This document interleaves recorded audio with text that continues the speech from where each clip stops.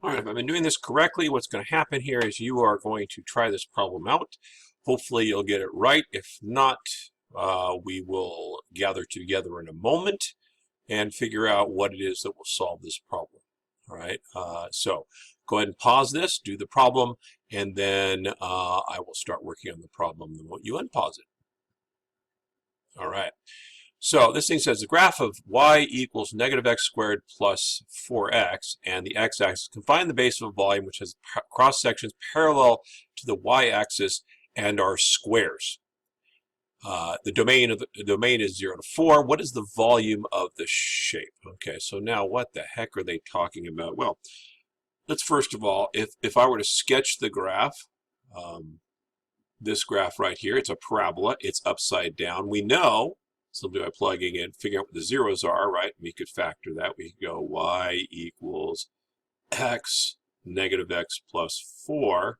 So the two places we x equals 0 and x equals 4 are the zeros. So x equals 0 and x equals 4.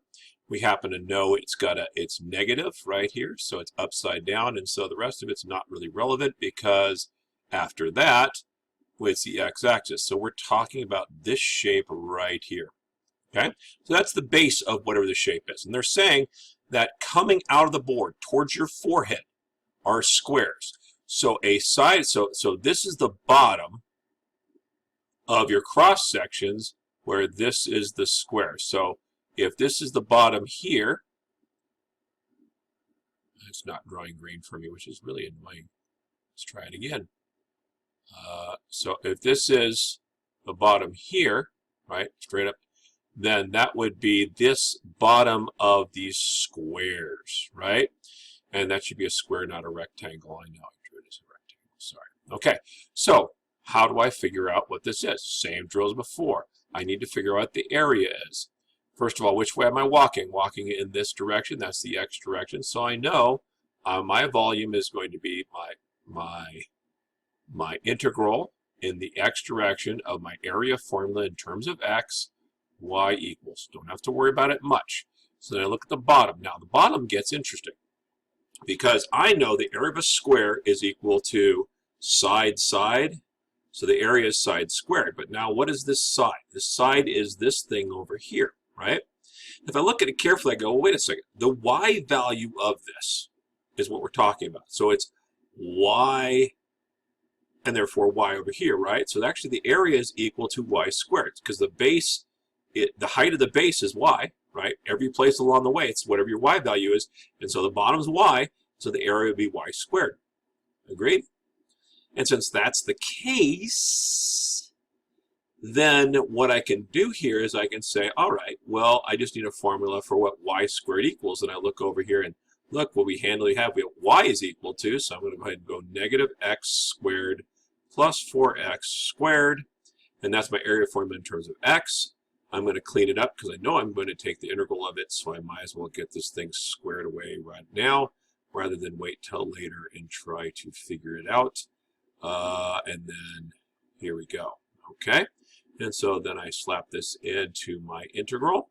Where am I starting my walk? We said this point here is 0, this point's 4, so we're going to walk through these squares starting at 0 and ending at 4. And then the area, therefore, would be equal to x to the 4th minus 8x to the 3rd plus 16x squared dx. So it raises power by 1 divided by the power I get. Raises power by 1 divided by the power I get. Somebody's willing to write it. Oh, I touched the pen. Okay, good. So these are going to cancel out, make a 2 for later purposes. And then 16 thirds x to the 3rd from 0 to 4. Alrighty then. So now we're going to go ahead and hammer our way through this. I've got 4 to the 5th. That's not something I would do in my head typically. Where am I mouse-wise? Okay. Okay, so I've got 1024 over 5 minus 2 times 4 to the 4th, right? which is 512, which makes sense. 512.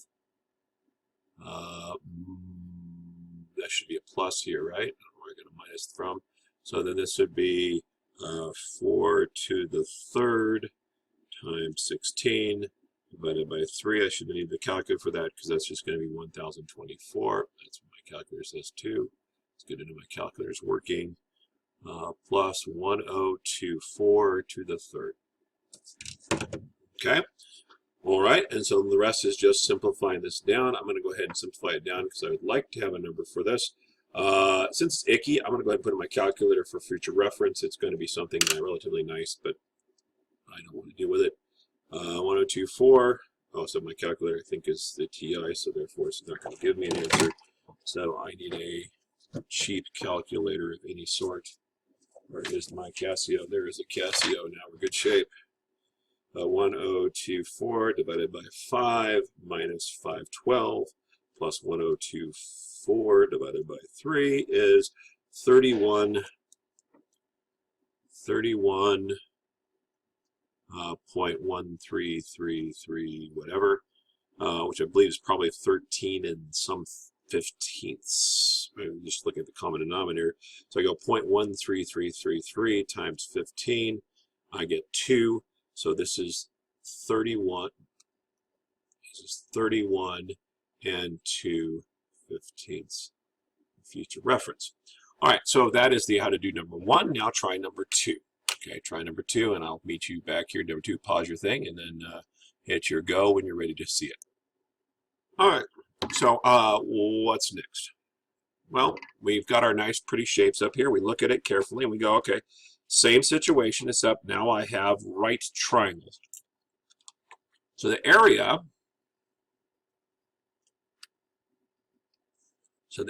is going to look like this that I'm walking through. They're right triangles, where the base is half of the height. Okay. Now the base is still this little green line over here, so it's still y. And if it's half as much as the height, this is a little tricky, so follow along.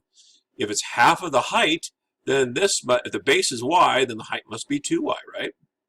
So my area formula is going to end up being 1/2 2y squareds, right? Or I could do it like this if I was really inclined. And then it's going to give me an area equals y squared. We know the area is equal to negative x squared plus 4x. And now we're going to repeat the exact same thing we just did. And I think that gives you 31 and 2/15 because the math after that point is exactly the same as the previous problem. Rightio? So again, what's different? I have right triangles, so I draw on my cute little right triangle. I know the base is the same as the base. I use my new formula for the new area. And bam, I end up in the exact same place I ended up before. It turns out right triangles twice as high are the same thing as squares. If you think about that just for a moment, you realize, oh yeah, that's got to be true, right? So that's good. Try number 3 and pause it now and do number 3 and then come back when you're ready to discuss number 3. Number 3, sometimes people have trouble with because it got a little trick to it. Okay, so we're now walking through semicircles coming out of this thing towards your forehead, right? So there's semicircles going up like this and coming down like that as we walk this way. So if I draw a side view, which I've recommended you do, and if you didn't do it, you definitely got the problem wrong, no doubt. So we know the base, this green line, is the same as the green line in this picture over here. So it's this. Oh, no, it didn't give me my green line. So we'll just wait a moment until it gives me a green line. Okay, so this green line here is the same as that green line over here, right? So because that's the case, this bottom area is y. Now, how do I find the area of a semicircle? Well, I recognize how to find the area of a circle. That's easy enough. The area of a semicircle is equal to 1/2 pi r squared, because pi r squared is a circle. And the radius, now, careful, this is where things get interesting.